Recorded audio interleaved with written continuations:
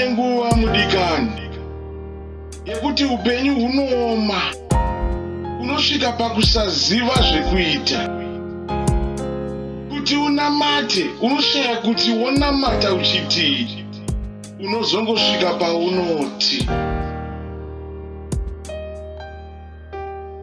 tenze mambo Jesu baba kanyika yandiremera ini Jesu tenzi wangu marika upenyu wandiomera ini ndega ndega zvangu amai upenyu wandiomera ini inini nevana vangu babaga zvinhu zvatiomera isu. Chemera kuna tenzi Jesu Kristu mudikani, nokuti ndivo bako rekuhwanda.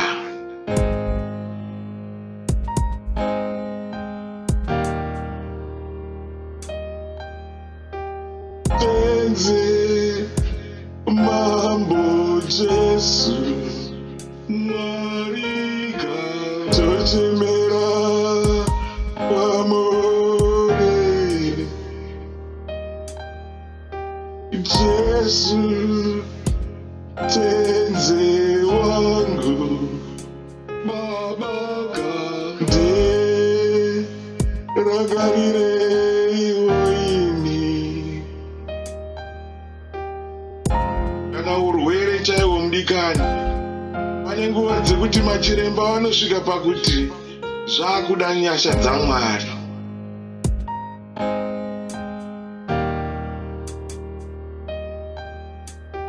Ndega ndega zvangu inini urwere wandiremera ini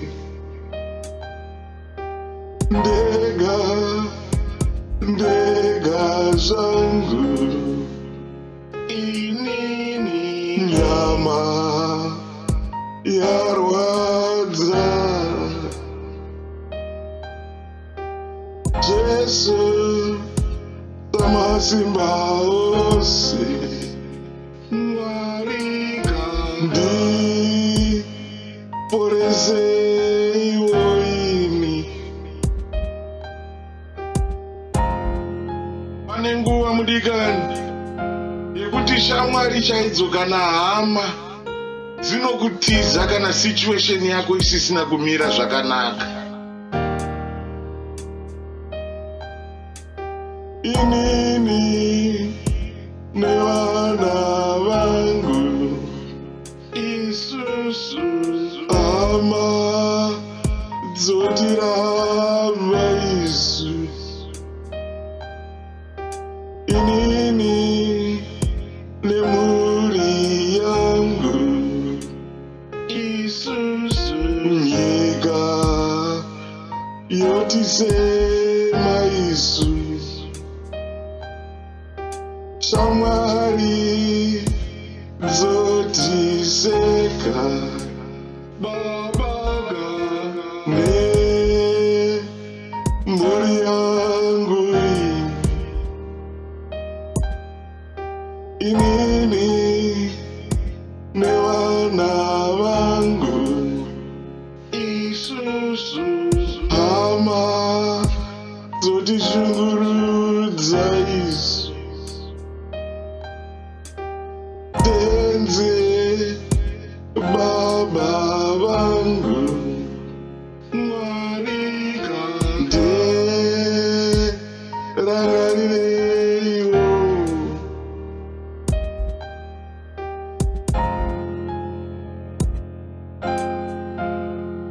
Hama dzingakuvenge mudikani, kushungurudza. Rangarira Joseph kuti aite prime minister, aitoda hama inomutengesa. Hama dzingakurambe, dzingakutiza, nyika ingakusemi nekukuseka, vanhu vangakudzikisire nekukutarisira pasi, ugoonekwa seusiri chinhu. Rangarira kuna Mwari anosimudza marombe kubva muguruva, achinovagarisa neve pamusoro-soro, kunyange wakaremara. Rangarira Mephibosheti, wakava mukuru nehurema hwake.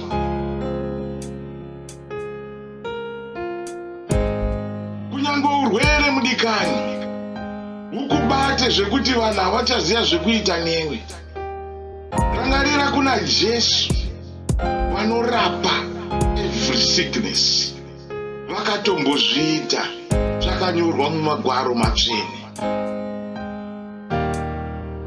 Ungangodaro uri pamuedzo wakaomarara panguva dzino, rangarira every test brings testimony. Vimba naJesu Kristu, tenda muna Jesu, chemera kuna Jesu. Iwe naJesu makakwana, iwe naMwari, you are the biggest team.